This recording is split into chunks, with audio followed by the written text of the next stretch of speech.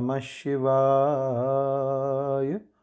श्री शिव महापुराण रुद्र संहिता तृतीय पार्वती खंड पहला अध्याय। नारद जी बोले, हे ब्रह्मन, अपने पिता के यज्ञ में शरीर का त्याग कर दक्ष कन्या सती देवी जगदम्बा किस प्रकार हिमालय की पुत्री बनी और किस तरह अत्यंत उग्र तपस्या करके उन्होंने शिव जी को पति रूप में प्राप्त किया, मैं यह आपसे पूछ रहा हूँ, आप विशेष रूप से बताइए। ब्रह्मा जी बोले, हे मुनि श्रेष्ठ, आप शिवा के परम पावन दिव्य सभी पापों को दूर करने वाले कल्याणकारी तथा उत्तम चरित्र को सुनिए। दक्ष कन्या सती देवी जब प्रसन्नचित होकर शिवजी के साथ हिमालय पर्वत पर लीलापूर्वक क्रीड़ा करती थी, उस समय मात्र प्रेम से भरी हुई हिमालय की प्रिया मैना संपूर्ण सिद्धियों से युक्त यह मेरी पुत्री है ऐसा समझकर उनकी सेवा में संलग्न रहती थी।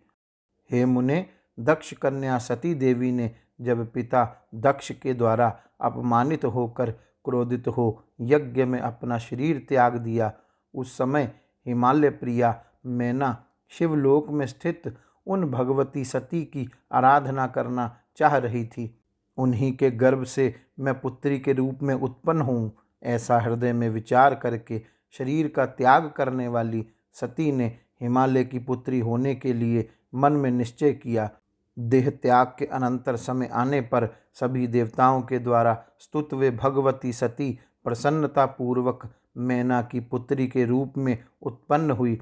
उन देवी का नाम पार्वती हुआ। उन्होंने नारद के उपदेश से अत्यंत कठोर तपस्या कर पुनः शिवजी को पति रूप में प्राप्त किया। नारद जी बोले, हे ब्रह्मन, हे विधे, हे महाप्राज्ञ, हे वक्ताओं में श्रेष्ठ, आप मुझसे मेनका की उत्पत्ति, उनके विवाह तथा चरित्र का वर्णन कीजिए। जिनसे भगवती सती ने पुत्री के रूप में जन्म लिया, वे मेनका देवी धन्य हैं, इसलिए वे पतिव्रता मैना सभी लोगों की मान्य और धन्य है। ब्रह्मा जी बोले, हे नारद, हे मुने, आप पार्वती की माता के जन्म, विवाह एवं अन्य भक्तिवर्धक पावन चरित्र को सुनिए। हे मुनि श्रेष्ठ, उत्तर दिशा में पर्वतों का राजा हिमालय नामक महान पर्वत है, जो महातेजस्वी और समृद्धिशाली है। जंगम तथा स्थावर भेद से उसके दो रूप प्रसिद्ध हैं। मैं उसके सूक्ष्म स्वरूप का संक्षेप में वर्णन कर रहा हूँ। वह पर्वत रमणीय एवं अनेक प्रकार के रत्नों का खान है, जो पूर्व तथा पश्चिम समुद्र के भीतर प्रवेश करके पृथ्वी के मानदंड की भांति स्थित है। वह नाना प्रकार के वृक्षों से व्याप्त है, अनेक शिखरों के कारण विचित्र शोभा से संपन्न है और सुखी सिंह, व्याघ्र आदि पशुओं से सदा सेवित रहता है। वह हिम का भंडार है, अत्यंत उग्र है, अनेक आश्चर्यजनक दृश्यों के कारण विचित्र है। देवता, ऋषि, सिद्ध और मुनि उस पर रहते हैं तथा वह भगवान शिव को बहुत ही प्रिय है। वह तप करने का स्थान है, अत्यंत पावन है, महात्माओं को भी पवित्र करने वाला है, तपस्या में अत्यंत शीघ्र सिद्धि प्रदान करता है, अनेक प्रकार की धातुओं की खान है और शुभ है। वह दिव्य रूप वाला है, स्वर्गांग सुंदर रमणीय है, शैल राजों का भी राजा है, विष्णु का अंश है, विकार रहित एवं सज्जन पुरुषों का प्रिय है। उस पर्वत ने अपनी कुल परंपरा की स्थिति के लिए, धर्म की अभिवृद्धि के लिए और देवताओं तथा पितरों का हित करने की अभिलाषा से अपना विवाह करने की इच्छा की। हे मुनीश्वर, उसी समय देवतागण अपने पूर्ण स्वार्थ का विचार करके दिव्य पितरों के पास आकर उनसे प्रसन्नतापूर्वक कहने लगे। देवता बोले, हे पितरों, आप सभी प्रसन्नचित होकर हमारी बात सुने और यदि आप लोगों को देवताओं का कार्य करना अभिष्ट हो तो शीघ्र वैसा ही करें।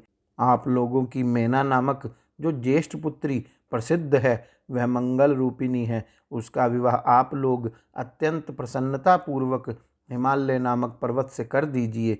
ऐसा करने पर सभी लोगों का महान लाभ होगा और आप लोगों के तथा देवताओं के दुखों का निवारण भी पग पग पर होता रहेगा। ब्रह्मा जी बोले, देवताओं की यह बात सुनकर पितरों ने परस्पर विचार करके कन्याओं के शाप का स्मरण करके इस बात को स्वीकार कर लिया। उन लोगों ने अपनी कन्या मैना का विवाह विधि पूर्वक हिमालय के साथ कर दिया। उस मंगलमय विवाह में महान उत्सव हुआ। वामदेव शंकर का स्मरण कर विष्णु आदि देवता तथा समस्त मुनिगण उस विवाह में आए। उन लोगों ने अनेक प्रकार के दान देकर उत्सव करवाया।